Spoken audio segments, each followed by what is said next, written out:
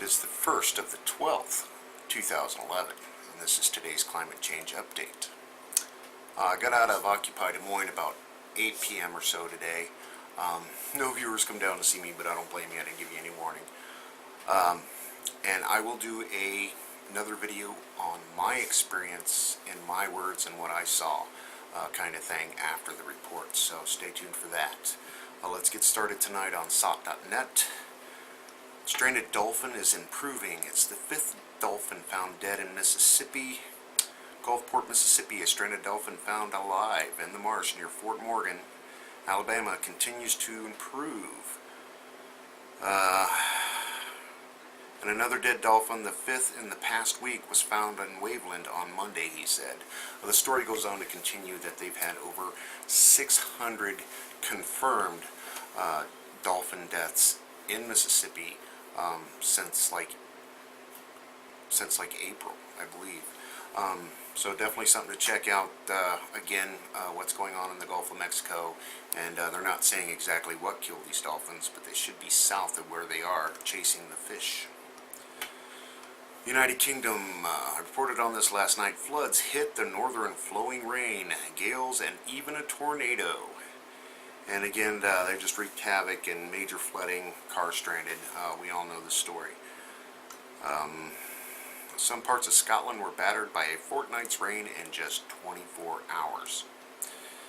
And of course, they've got videos and pictures galore on that. That's about all they have new tonight. Over to the Extinction Protocol. They've got a story: Oklahoma disaster zone, tornadoes, drought, weather extremes, earthquakes, and now sinkholes. Residents in Beckham County near Sayre say a massive sinkhole suddenly appeared overnight. They say it's so big that a small house can fit inside of it. So the unstableness continues in what is Oklahoma. What the frack, right? Here comes the economy stuff. Euro collapse plus Iran strike equals Armageddon. So they're throwing this story both together.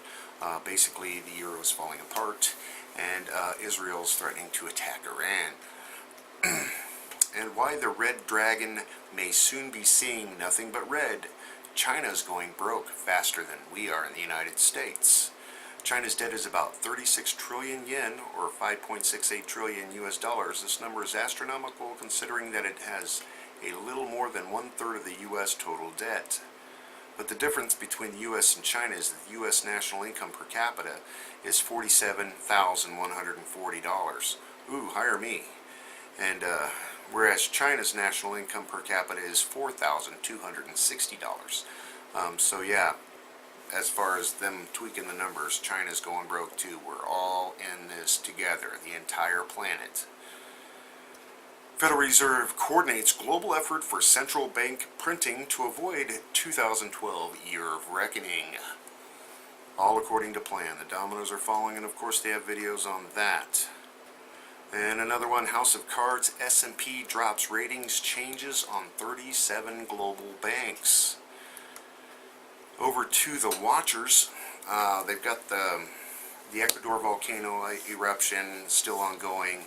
They're seeing the ash cloud up to 4 kilometers in the sky, and pyroclastic flows approximately 1 kilometer down the volcano flank could be seen on Tuesday. And they've got webcams and stuff.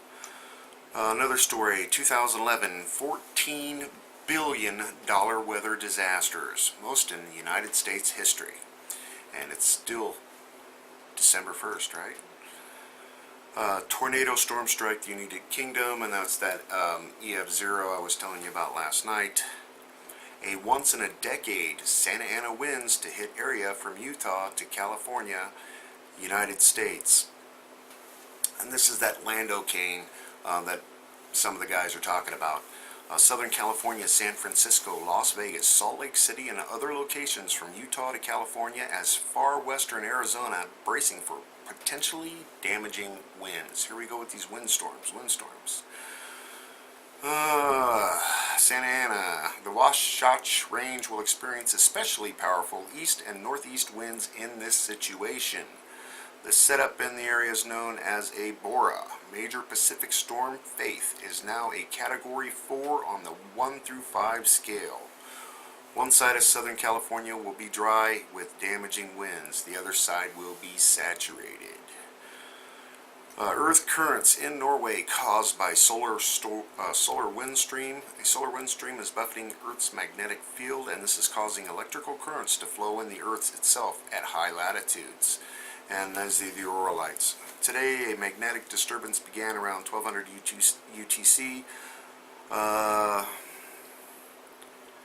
The shaking of the Earth's magnetic field induced a ground current around our observatory. This is a good sign that we see the northern lights tonight.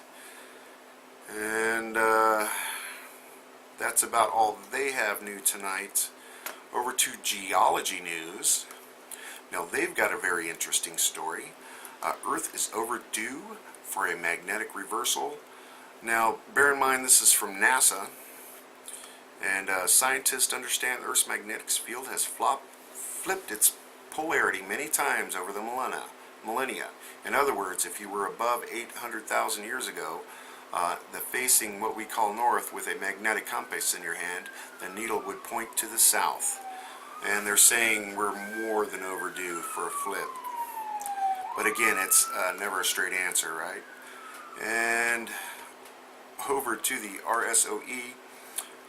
Tonight, of course, they got a big landslide in Indonesia, cold wave in India, extreme weather statewide out of Malta.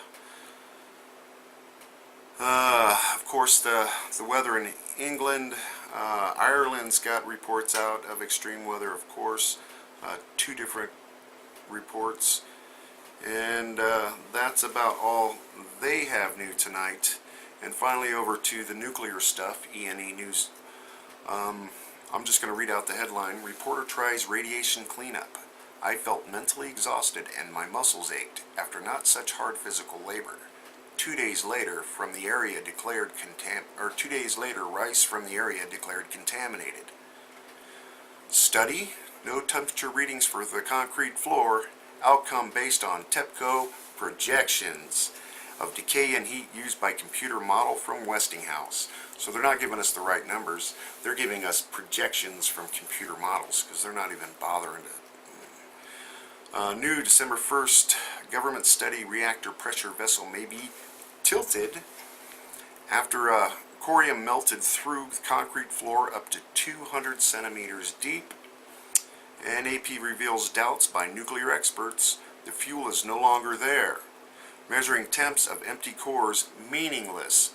Nobody knows where and how the hot melted fuel really is. And the NHK, it is a very severe accident. Nuclear fuel at reactor number 1 may have melted through 65 centimeters of concrete. Only 37 centimeters at its thinnest point. And a lab finds fish with cesium at 30 times government limit. It was first thought currents would swiftly dilute the radiation, and they have a video attached to that. Newly surfaced video for some time, NRC staff has contemplated that all reactor cores are ex-vessels due to time without cooling. And U.S. media only mentions report about melt-through at reactor number 1, not at 2 and 3. And 3 is where the MOX fuel, plutonium mix fuel was, which makes it extra dirty. And NHK, over half of the fuel has melted out of reactors number 2 and 3, says TEPCO assumed worst scenario. They have a video on that. And I'm going to leave you tonight with this one. There's a mayor in Peru City that strontium in drinking water is making people homosexual. Just remember having fun today. Enjoy it while you can, everybody. Thanks.